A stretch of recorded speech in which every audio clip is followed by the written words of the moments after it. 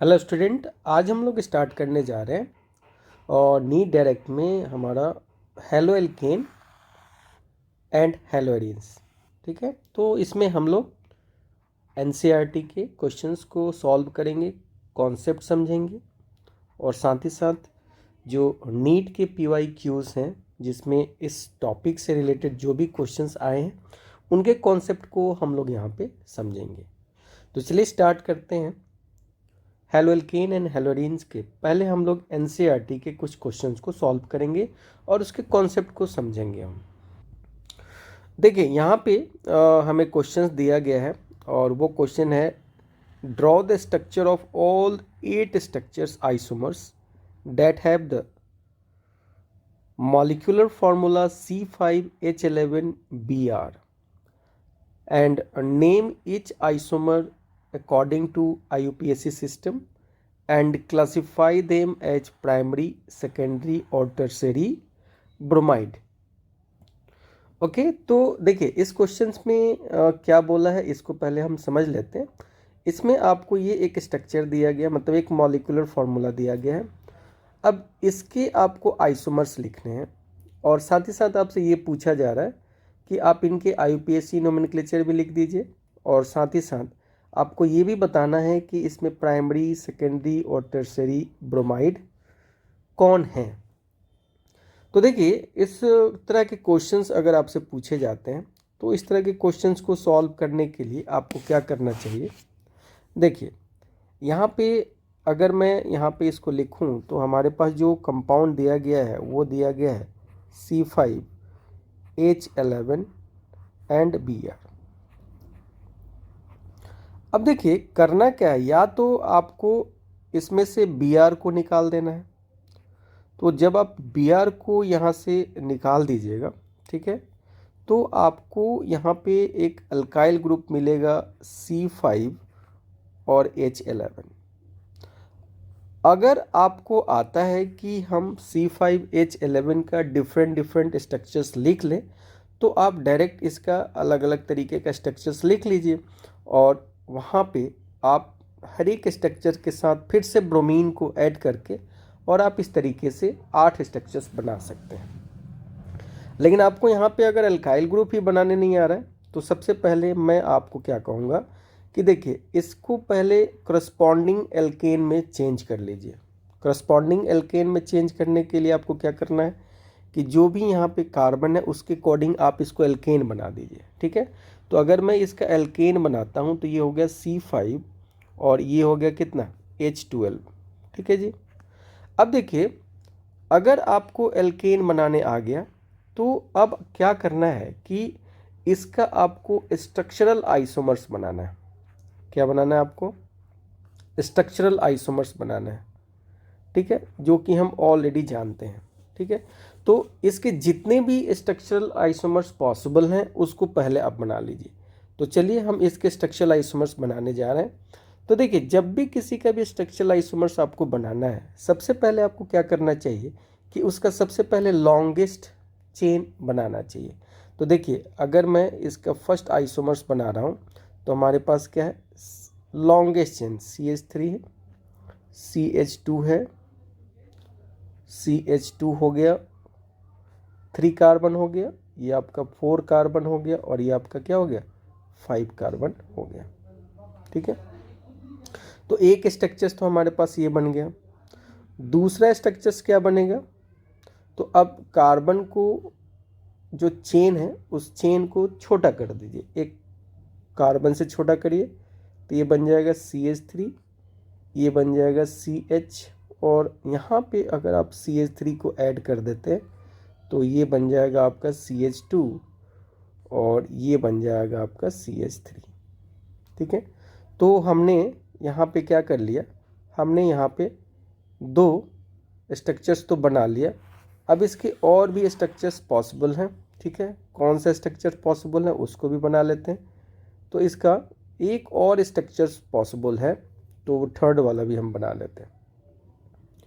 तो ये थर्ड वाला जो स्ट्रक्चर है वो है आपका CH3 C और यहाँ पे आपका हो गया CH3 और ये आपका है CH3 और ये आपका है CH3। तो ये 3 आइसोमर्स पॉसिबल है, तो इसके हम यहाँ लिख दिए कि इसके 3 आइसोमर्स आपका क्या है जी, पॉसिबल है। अब आपको करना क्या है कि आपको एक कॉन्सेप्ट पढ़ाया गया है जिसमें आपको बोला गया है कि जो पॉसिबल अल्काइल ग्रुप होता है, ठीक है, कहीं भी किसी भी एल्केन से अगर आपको नंबर ऑफ पॉसिबल अगर अल्काइल ग्रुप बनाना है तो उसके लिए आपको क्या करना चाहिए कि उसमें नंबर ऑफ, या आप बोल सकते हो टाइप्स ऑफ हाइड्रोजन देखना होगा। कि क्या देखना है, टाइप्स ऑफ हाइड्रोजन को देख लेना है। तो देखिए यहाँ पे कितने टाइप्स के हाइड्रोजन है वो देख लीजिए। देखिए यहाँ पे इसको मैं ए टाइप मानता हूँ, तो ये भी हमारा ए टाइप है, ये हमारा बी टाइप है, तो ये भी हमारा बी टाइप है, और ये हमारा सी टाइप है। यानी यहाँ से हमारे पास 3 टाइप के कार्बन मिल रहा है, तो 3 टाइप्स के क्या मिलेंगे, हाइड्रोजन मिलेंगे। तो यहाँ से हमको 3 अल्काइल ग्रुप आपको मिलेंगे, ठीक है। अब देखिए यहाँ पे निकालिए, ये अगर ए टाइप मानते हैं तो इसको भी आप ए टाइप मान लीजिए क्योंकि इसी से कनेक्टेड है। ये आपका बी टाइप हो गया, ये आपका सी टाइप हो गया, और ये आपका डी टाइप हो गया। तो यहाँ से आपके पास कितने टाइप के आपके पास कार्बन है, तो यहाँ पे आपके पास जो सी टाइप का कार्बन है, तो यहाँ पे कितने टाइप के अल्काइल ग्रुप बनेंगे, तो 4 टाइप के अल्काइल ग्रुप बनेंगे। और देखिए यहाँ पे अगर आप देखिएगा तो यहाँ पे कार्बन तो 2 टाइप्स के हैं, ए टाइप, ये भी ए टाइप है, ये भी ए टाइप है, और ये भी ए टाइप है, लेकिन ये बी टाइप है। लेकिन हाइड्रोजन सिर्फ ए टाइप के पास ही है, इसलिए यहाँ पे जो टोटल अल्काइल ग्रुप इस स्ट्रक्चर से बनेगा वो अल्काइल ग्रुप कितना बनेगा, तो वो बनेगा आपका 1। तो अगर आप इन तीनों को ऐड कर देते हैं, ठीक है, तो आपके पास कितना स्ट्रक्चर बन गया, 8 अल्काइल ग्रुप पॉसिबल हो गया। अब आइए इनको बना लेते हैं और फिर हम कैसे उसको सॉल्व कर लेंगे, देख लीजिए। तो देखिए यहाँ से अगर मैं ए को हटाता हूँ, ए से हाइड्रोजन को हटाता हूँ, तो हमारे पास हो जाएगा क्या जी, CH2, ये हो जाएगा CH2, ये हो जाएगा CH2, 2 हो गया, 3, ये हो गया 4, और ये हो गया 5। एक तो आपके पास ये मिल गया, ठीक है। दूसरा क्या मिलेगा, बी को हटा दीजिए, तो आपके पास हो गया CH3, CH, बी को हटाया तो यहाँ लिंक आएगा, ये हो गया CH2, ये हो गया CH2, 4 हो गया, और ये हो गया CH3। ये दूसरा अल्काइल ग्रुप बन गया। तीसरा, अगर C को आप हटाते हैं तो ये CH3 है, ये CH2 है, मतलब C से आपको एक हाइड्रोजन को हटाना है, तो यहाँ पे एक लिंक आ जाएगा, और ये आपके पास हो जाएगा CH2, और ये आपका हो गया CH3।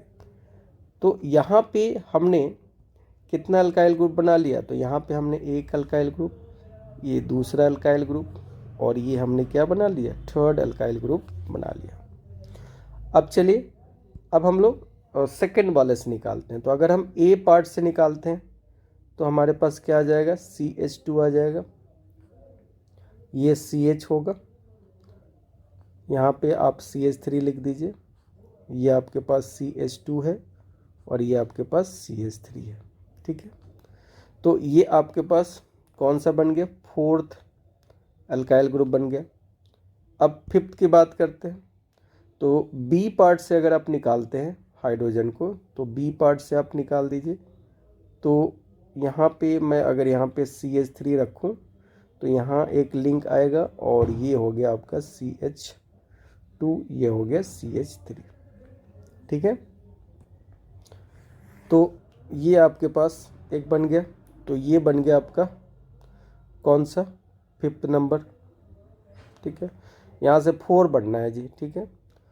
तो अब और बना लेते हैं। अब यहाँ से और कौन बन सकता है, तो देखिए अगर आप सी पार्ट से निकालते हैं, तो सी पार्ट से निकालिए तो क्या बनेगा, CH3, ये हो गया आपका CH, यहाँ पे आपके पास हो गया CH3।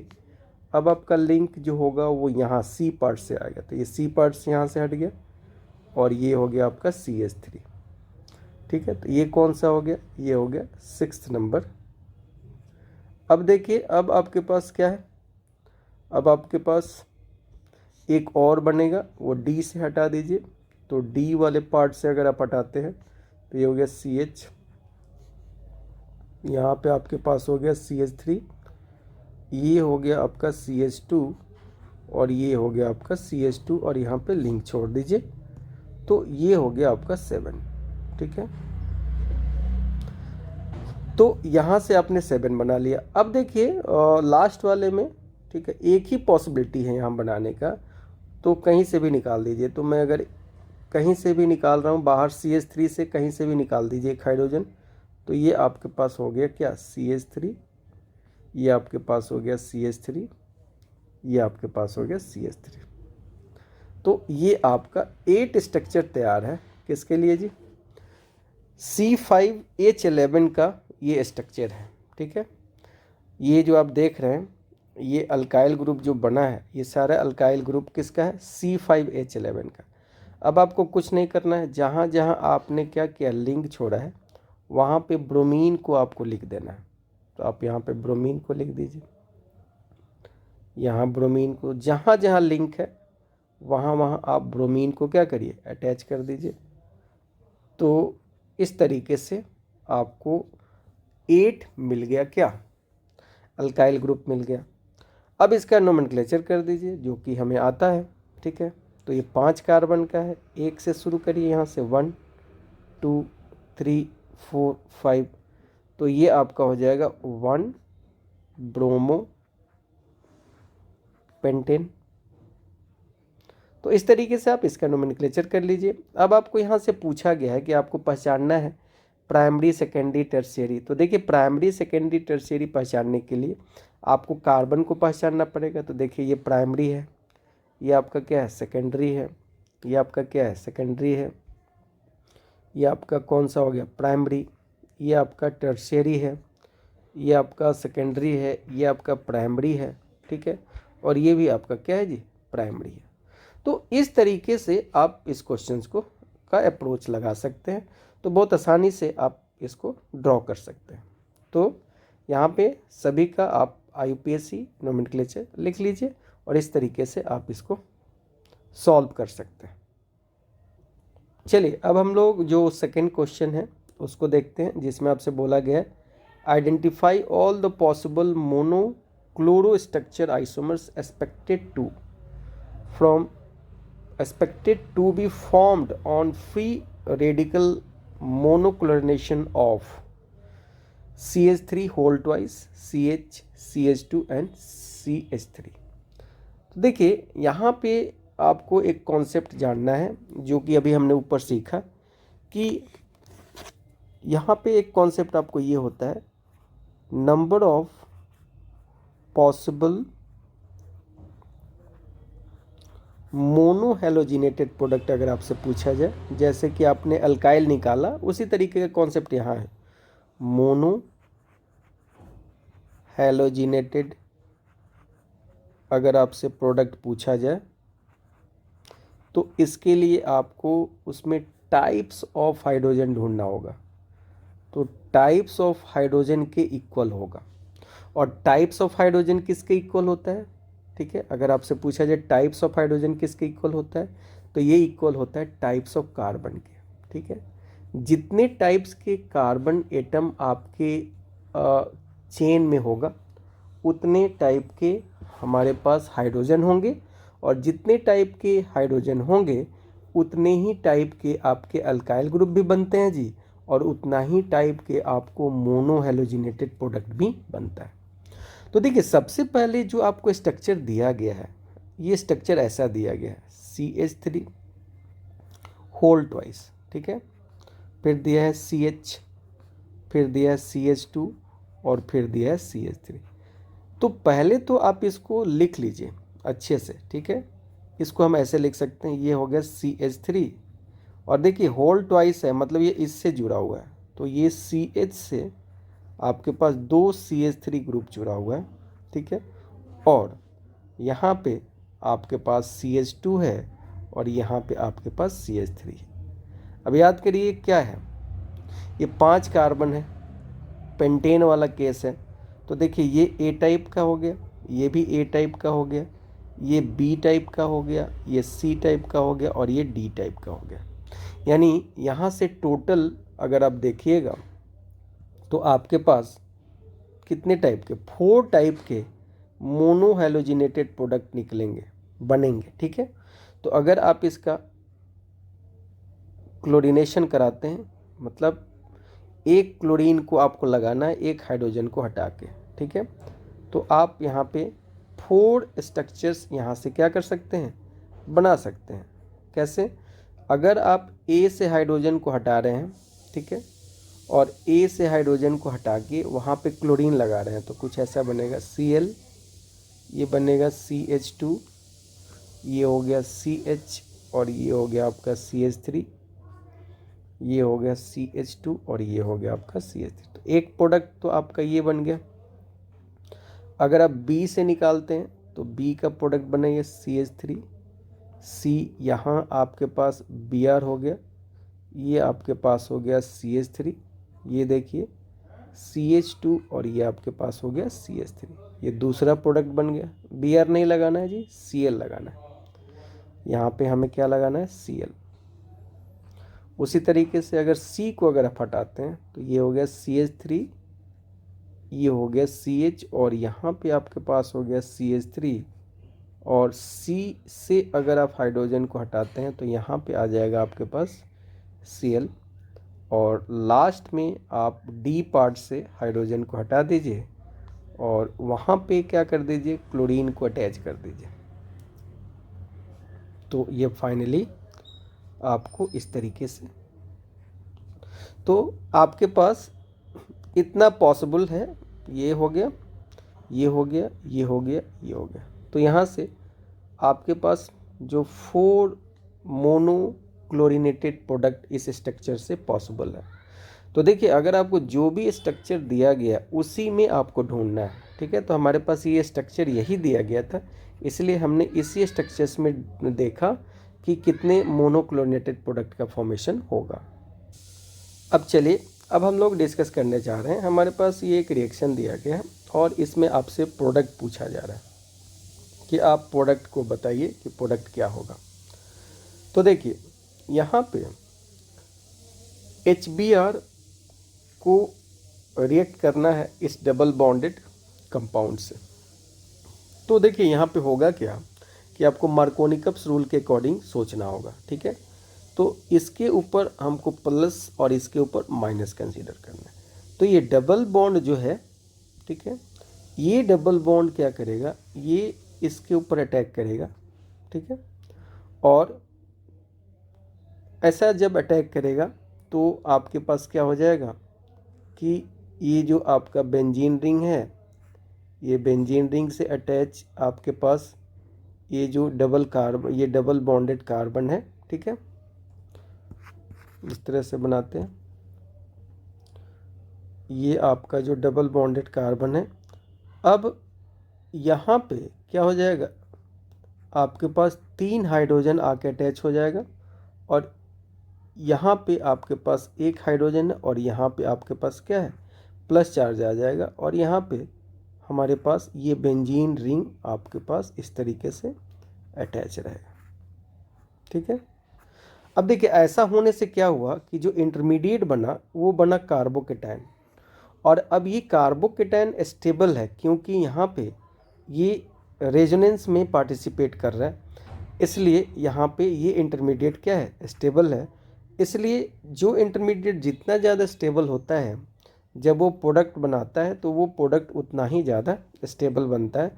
तो आप जब यहाँ से प्रोडक्ट बनाइएगा तो आप मार्कोनिकप्स रूल के अकॉर्डिंग अगर देखते हैं तो जहाँ पे ज़्यादा हाइड्रोजन होता है, ठीक है, वहाँ पे तो हाइड्रोजन आपने अटैच करा दिया, और जहाँ पे कम है वहाँ पे आपने क्या कर दिया, ब्रोमीन को अटैच करा दिया।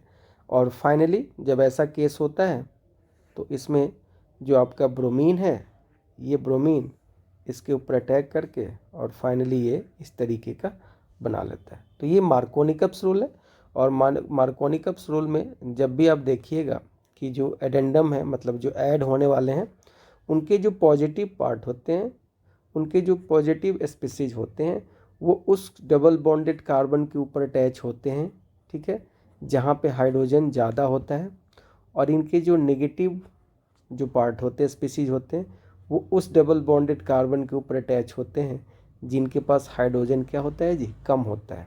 इसके पीछे लॉजिक है, क्या लॉजिक है कि यहाँ जो रिएक्शंस होता है वो भाया कार्बोकेटाइन होता है, और कार्बोकेटाइन की स्टेबिलिटी के अकॉर्डिंग ही प्रोडक्ट बनता है, ठीक है।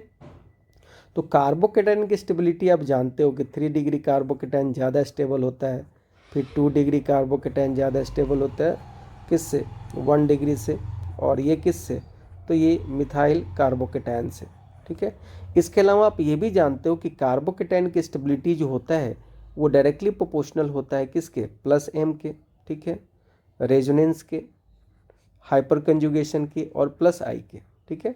तो अगर कहीं भी कार्बोकेटाइन है और उस पर प्लस एम लग रहा है, या वो रेजोनेंस में पार्टिसिपेट कर रहा है, या उसके ऊपर हाइपर कंजुगेशन लग रहा है, या उस पर प्लस आई इफेक्ट लग रहा है, तो वो ज़्यादा स्टेबल होगा, और वो जितना ज़्यादा स्टेबल होगा उतना ही वो जल्दी से एक स्टेबल प्रोडक्ट का फॉर्मेशन करेगा। तो इस रिएक्शंस का जो आंसर है आपका ये है। यहाँ पे देखिए, यहाँ भी वही केस है, यहाँ पे आपके पास डबल बॉन्डेड कार्बन है, ठीक है, और यहाँ पे आपको HCl इनके साथ क्या करना है, अटैच कराना है, रिएक्ट कराना है। तो आप यहाँ पे क्या करेंगे, तो ये वाला जो डबल बॉन्ड है इसके ऊपर अटैक करेगा, और जब ये अटैक करेगा तो ये कुछ इस तरीके का बनाएगा CH3 CH2, और ये बन जाएगा CH, और इसके ऊपर आ जाएगा प्लस, और ये आपका हो जाएगा CH3, ठीक है। अब देखिए, अगर आप इसको इस तरीके से रिएक्शंस कराते कि जो ये H है वो यहाँ पे आकर अटैच होता, तो यहाँ पे पॉसिबिलिटी कुछ इस तरीके की हो सकती थी, CH3 CH2 CH2, और ये आपका हो गया CH2, और ये हो गया प्लस। अब आप यहाँ पे क्या देख रहे हैं, यहाँ पे आप देख रहे हैं कि यहाँ पे जो कार्बोकेटाइन बन रहा है वो 2 डिग्री बन रहा है, और यहाँ पे जो कार्बोकेटाइन बन रहा है 1 डिग्री। और हम जानते हैं कि 1 डिग्री कार्बोकेटाइन जो होता है वो आपका लेस स्टेबल होता है किससे, 2 डिग्री कार्बोकेटाइन से। तो यही कारण है कि यहाँ पे ये जो प्रोडक्ट अगर बनता भी है तो इसको हम लोग माइनर बोलते हैं, और जो मेजर प्रोडक्ट बनता है वो 2 डिग्री कार्बोकेटाइन वाला बनता है। अब आपके पास क्लोराइड आयन है, और ये आके इसके ऊपर अटैक करेगा, और इस तरीके से आपके पास क्या बन जाएगा, CH3, और ये CH2, और यहाँ पे आपके पास CH है, इसको Cl लगाइए, और ये आपका CH3 हो गया। तो दिस इज मेजर प्रोडक्ट, और यही बनेगा। यानी यहाँ पे जो रूल फॉलो हो रहा है वो कौन सा रूल फॉलो हो रहा है, मार्कोनी-कप्स रूल। यहाँ पे भी वही देखिए, यहाँ पे भी क्या हो रहा है, यहाँ पे भी जहाँ पे हाइड्रोजन ज़्यादा है वहीं पे जाके हाइड्रोजन ज़्यादा अटैच हो रहा है, और जहाँ पे हाइड्रोजन कम है जिस डबल बॉन्डेड कार्बन पे, उस डबल बॉन्डेड कार्बन पे जाके Cl अटैच हो रहा है। अब देखिए, यहाँ पे आपको क्या दे दिया है, यहाँ पे पेरोक्साइड दे दिया है, ठीक है। और देखिए, पेरोक्साइड में जो हमारा रिएक्शंस होता है वो होता है एंटी मार्कोनी-कप्स रूल, और एंटी मार्कोनी-कप्स रूल जो होता है वो फ्री रेडिकल्स बनता है इसमें, और फ्री रेडिकल्स के थ्रू होता है। तो देखिए, इसमें अब क्या होता है, यहाँ पे जो हाइड्रोजन होता है वो वहाँ पे अटैच होता है जहाँ पे हाइड्रोजन कम होता है, और जो ब्रोमीन होता है यानी हैलाइड होता है, हैलोजन जो होता है वो वहाँ पे अटैच होता है जहाँ पे हाइड्रोजन ज़्यादा होता है। तो ऐसे केस में आपका जो प्रोडक्ट बनेगा वो प्रोडक्ट कुछ इस तरीके से बनेगा, ठीक है। तो ये आपका हो गया CH2, ये हो गया CH2, और यहाँ पे बन गया आपका CH2, और ये हो गया Br, ठीक है। तो याद रखिए, अगर आपको मार्कोनी-कप्स रूल याद है और कहीं भी पेरोक्साइड अगर आता है तो यहाँ पे जो इंटरमीडिएट बनता है, यहाँ पे जो इंटरमीडिएट बनता है वो बनता है फ्री रेडिकल्स, ठीक है। तो यहाँ पे फ्री रेडिकल्स के थ्रू होता है ये रिएक्शंस, ठीक है। और फ्री रेडिकल्स में आप देखिएगा कि यहाँ भी 2 तरीके के फ्री रेडिकल्स बनेंगे, ठीक है। अगर इसको आप ब्रेक करते हैं तो ये कुछ इस तरीके से बनेगा। तो एक तो फ्री रेडिकल्स इस कार्बन के ऊपर आएगा, ठीक है, और एक फ्री रेडिकल्स क्या होगा, इसके ऊपर आएगा, ठीक है। तो यहाँ पे वाया फ्री रेडिकल्स फॉर्मेशंस होता है, और इस तरीके से यहाँ पे ये आपका HBr का HBr का जब आप रिएक्शंस इसके साथ कराते हैं तो आपको प्राइमरी हैलाइड का फॉर्मेशन होता है। तो देखिए यहाँ पे ये होता कैसे है, तो देखिए यहाँ पे आप पेरोक्साइड ले रहे हैं, तो पेरोक्साइड में होता क्या है कि पेरोक्साइड में पेरोक्साइड लिंकेज होता है ऑक्सीजन ऑक्सीजन के बीच में, तो ये लिंकेज जो होता है ये कमज़ोर होता है, ठीक है। तो जब ये टूटता है तो कुछ इस तरीके से टूटता है, ये अपना इलेक्ट्रॉन इधर लेके जाता है, ये अपना इलेक्ट्रॉन इधर, और इस तरीके से आपको यहाँ पे एक स्पीशीज बनता है जिसके ऊपर क्या होता है, अनपेयर्ड इलेक्ट्रॉन आ जाता है, और इसको हम लोग फ्री रेडिकल्स बोलते हैं। अब ये जो फ्री रेडिकल्स होता है, ठीक है, ये जो आपका फ्री रेडिकल्स होता है ये किसके साथ रिएक्ट करता है, ये रिएक्ट करता है HBr के साथ, ठीक है। तो देखिए HBr के साथ जब ये रिएक्ट करेगा तो इसमें कितना इलेक्ट्रॉन है, 2, इसके पास ऑलरेडी 1 इलेक्ट्रॉन है, तो ये 1 इलेक्ट्रॉन इसका लेके और यहाँ से ये कुछ इस तरीके से निकल जाएगा, ठीक है। यानी यहाँ पे जो ये बॉन्ड फ्यूजन होता है ये होमोलिटिक टाइप का होता है, तो यहाँ पे ये तो बन गया क्या, R और OH, और यहाँ से आपको बनता है Br फ्री रेडिकल्स। अब जो ये Br फ्री रेडिकल्स है, ये Br फ्री रेडिकल्स क्या करता है, इस डबल बॉन्ड पे जाके अटैक करता है, ठीक है। तो देखिए यहाँ पे ये आपके पास ऐसा हो गया, ये हो गया CH2 और ये हो गया आपका CH डबल बॉन्ड, और ये क्या हो गया आपका CH2। अब देखिए होता क्या है, जब Br रेडिकल्स को यहाँ पे आइएगा तो ये भी बॉन्ड कुछ इस तरीके से टूट जाता है, ठीक है। तो यहाँ पे ये आके इसके ऊपर अटैच हो जाता है, अटैक कर देता है, तो ये यहाँ पे ऐसा हो गया, और ऐसा होने से क्या हुआ कि यहाँ पे सेकेंड डिग्री फ्री रेडिकल्स का फॉर्मेशन हो जाता है, और ये यहाँ पे इस तरीके से क्या होता है, Br बन के।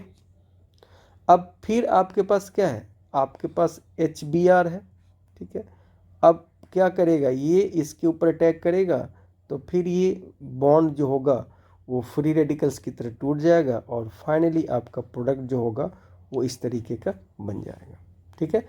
तो देखिए यहाँ भी 2 केस हो रहा है, अगर आपका सेकेंडरी क्या बन रहा है, सेकेंडरी फ्री रेडिकल्स बन रहा है, और हम जानते हैं कि 3 डिग्री फ्री रेडिकल्स जो होता है वो मोर स्टेबल होता है 2 डिग्री फ्री रेडिकल्स से, ठीक है, और 1 डिग्री फ्री रेडिकल्स से, ठीक है। तो 2 डिग्री फ्री रेडिकल्स ज़्यादा स्टेबल प्रोडक्ट देगा 1 डिग्री फ्री रेडिकल्स के कंपेयर में, इसलिए यहाँ पे आपका आंसर ये होगा। चलिए अब हम लोग और डिस्कस करने जा रहे हैं, ये अपना क्वेश्चन है जिसमें आपको एक साइक्लिक स्ट्रक्चर है, और इस साइक्लिक स्ट्रक्चर से हमारे पास क्या है, तो इस साइक्लिक स्ट्रक्चर से OH ग्रुप अटैच है, और इसका रिएक्शन किसके साथ कराना है जी, SOCl2 के साथ। देखिए जो SOCl2 होता है, ठीक है, सल्फ्यूराइल क्लोराइड बोलते हैं इसको, तो ये जो होता है ये क्लोरीनेटिंग एजेंट होता है, यानी ये यहाँ से क्लोरीन प्रोवाइड करेगा, ठीक है, और यहाँ से इसको निकलना पड़ेगा और ये यहाँ से क्लोरीन देगा, ठीक है। तो फाइनली जो आपका रिएक्शंस होगा ये यहाँ से बाहर निकलेगा और ये बना लेगा कुछ इस तरीके का, ठीक है, और यहाँ पे हो जाएगा Cl, ठीक है। अब देखिए होता क्या, और यहाँ से क्या हो जाएगा, तो यहाँ से आपको बाहर निकलेगा HCl और बाहर निकल जाएगा क्या जी, SO2, ठीक है। तो देखिए होता क्या है कि ये जो OH ग्रुप है, ठीक है, इस OH ग्रुप के ऊपर क्या है, लोन पेयर है। मैं साइकिल को ऐसे नहीं बना रहा हूँ, ठीक है, आप एज्यूम करिए कि ये जो है ये साइक्लिक स्ट्रक्चर है, ठीक है। अब क्या हो रहा है कि यहाँ पे OH है, अब जो ये S है, देखिए S जो है ये यहाँ पे इलेक्ट्रोफाइल का काम करता है, क्योंकि इसके पास वैकेंट ऑर्बिटल होता है। तो जब वैकेंट ऑर्बिटल होता है तो ये इसके ऊपर अटैक करता है, और अटैक करने के बाद ये इधर की तरफ मूव करता है। तो अब जो है जो O है वो इसके साथ अटैच हो गया, अब इसके पास हाइड्रोजन भी है, अब इसके पास प्लस चार्ज आ गया, और ये S, ये O नेगेटिव हो गया, और ये Cl हो गया, और ये Cl हो गया। अब देखिए ये इधर की तरफ आता है तो इसको बाहर निकलना पड़ता है, तो अब आपके पास क्या होगा, ये O है जो कि रिंग से जुड़ा हुआ है, ये हाइड्रोजन है और इसके ऊपर कौन सा चार्ज है, प्लस चार्ज है। अब देखिए ये S डबल बॉन्ड O हो गया, अब आपके पास क्या हो गया, Cl हो गया। ठीक है, तो यहाँ पे बारी बारी से क्या हो जाता है कि अब यहाँ पे क्या हुआ कि जो आपका Cl निकला था, ठीक है, वो Cl क्या करता है कि यहाँ पे जो कार्बन अटैच है, यहाँ पे देखिए, यहाँ पे जो कार्बन अटैच है ये रिंग वाला, ठीक है, इस कार्बन के ऊपर आके ये रिएक्ट करता है तो इसको बाहर निकलना पड़ता है। तो जब ये बाहर निकल जाता है तो फिर ये आपको इसके साथ जुड़ जाता है, ठीक है, और फाइनली जब ये इसके ऊपर अटैक करता है, ठीक है, तो जब ये इसके ऊपर अटैक करेगा, ठीक है, तो फाइनली जो होगा क्या कि ये भी बॉन्ड इधर की तरफ शिफ्ट होगा और ये भी बॉन्ड बाहर की तरफ निकल जाता है। ठीक है, तो ऐसा होने से क्या हुआ कि ये और ये HCl बन के बाहर निकल गया और ये जब बॉन्ड यहाँ शिफ्ट हुआ तो ये S डबल बॉन्ड O हो गया और ये S डबल बॉन्ड O हो गया, तो ये आपका बन गया HCl और ये बन गया आपका SO2। ठीक है, तो इस तरीके से आप इसका रिएक्शंस करा सकते हैं। देखिए जी, यहाँ पे जब भी बेंजीन रिंग से अटैच हो कोई भी अल्काइल ग्रुप, ठीक है, तो उसमें क्या करना है, अब देखिए यहाँ पे ये जो ग्रुप है ये इलेक्ट्रॉन विड्रॉइंग ग्रुप है। ठीक है, और जब भी देखिए यहाँ पे याद रखिए, जब भी हीट हो या जब भी अल्ट्रावायलेट रेज हो, वैसे केस में ब्रोमीन से यानी हैलोजन के साथ अगर रिएक्शंस कराते हैं तो ये फ्री रेडिकल मैकेनिज्म करता है। ठीक है, इसलिए रिंग में तो ये रिएक्ट करेगा नहीं, तो ये हमेशा हमेशा रिएक्ट किसके साथ करेगा, जो कार्बन किसके साथ जुड़ा होता है, बेंजीन रिंग के साथ, और वो कैसा होता है, sp3 हाइब्रिडाइज होता है। तो यहाँ से देखिए आपके पास जो प्रोडक्ट बनेगा कुछ इस तरीके का बन जाएगा। ये आपका NO2 हो गया, ये हो गया आपका CH, यहाँ पे आप Br अटैच कर दीजिए और ये आपका हो गया CH3। ठीक है, तो इस पॉइंट को ध्यान रखिएगा कि जब भी जो आपका हैलोजिनेशन होगा वो इसी कार्बन के हाइड्रोजन का होगा। अगर यहाँ पे कोई हाइड्रोजन नहीं होगा, ठीक है, तो ये रिएक्शंस नहीं होगा। अगर ऐसा केस हो, ठीक है, यहाँ पे कोई हाइड्रोजन ही ना हो, ठीक है, और तब अगर आप यहाँ पे क्या करा रहे हैं, ये रिएक्शंस करा रहे हैं Br2 UV लाइट के प्रेजेंस में, तो ये रिएक्शंस नहीं होगा।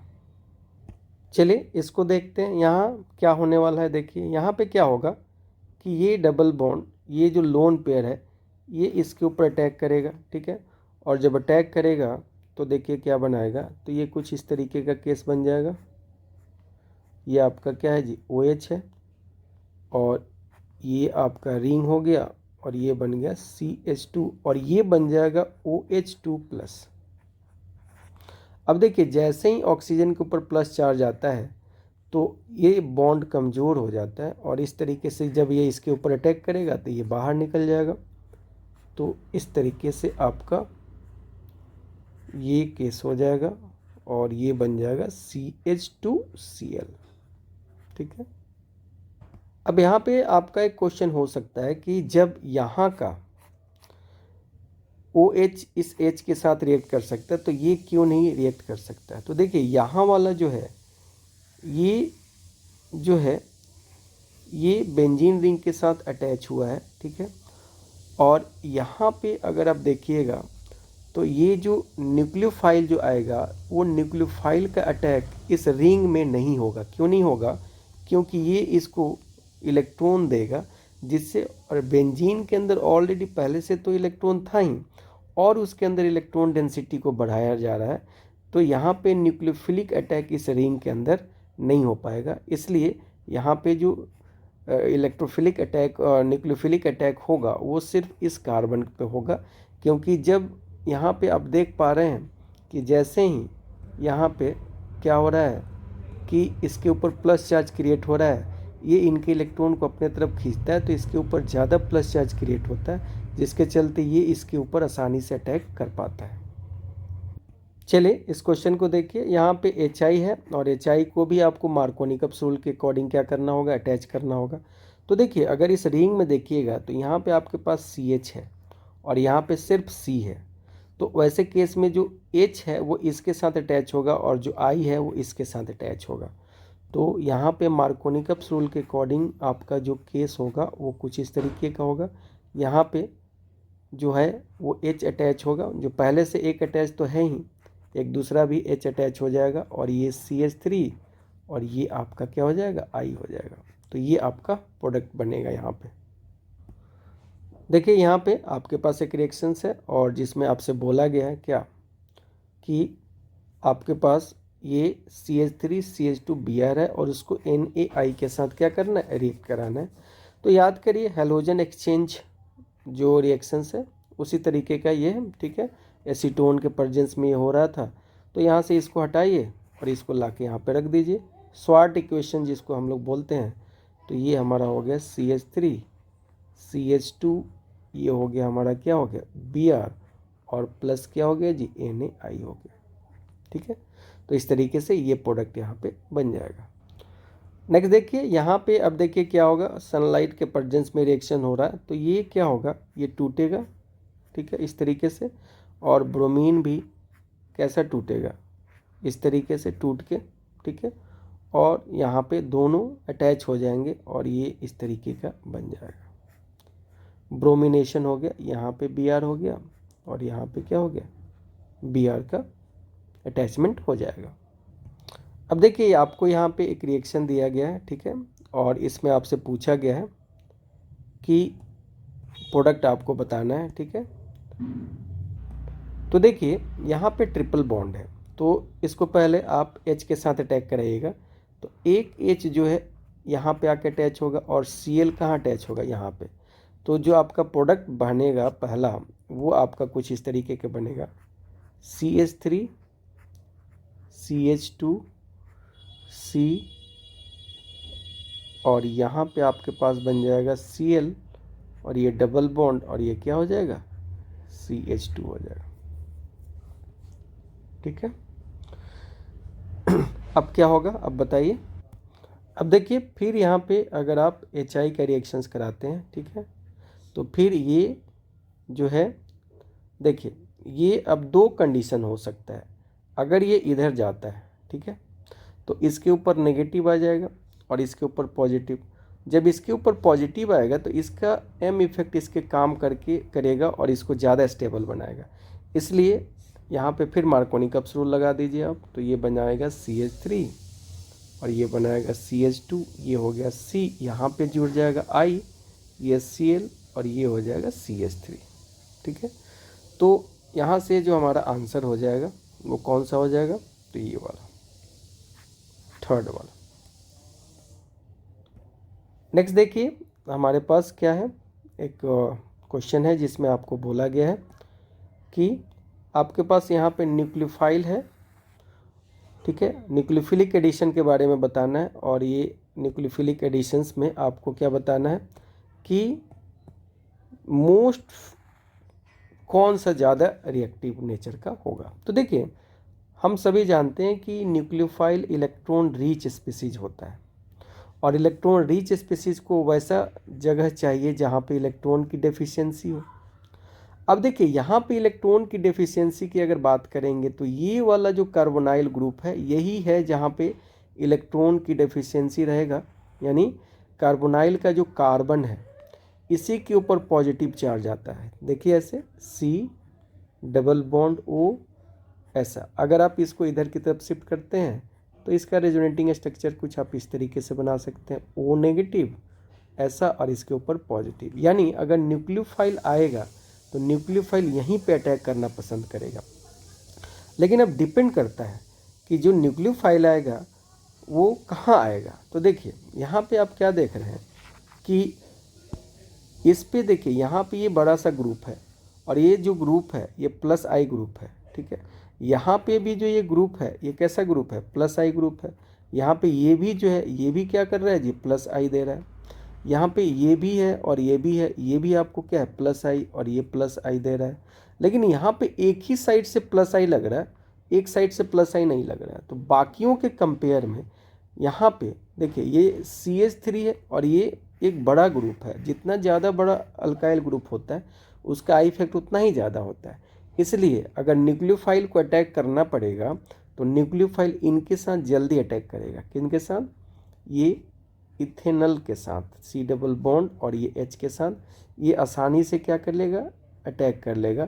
तो ये इस पर आसानी से अटैक कर लेगा, ठीक है, और अटैक करके कुछ इस तरीके का स्पेसीज बना लेगा।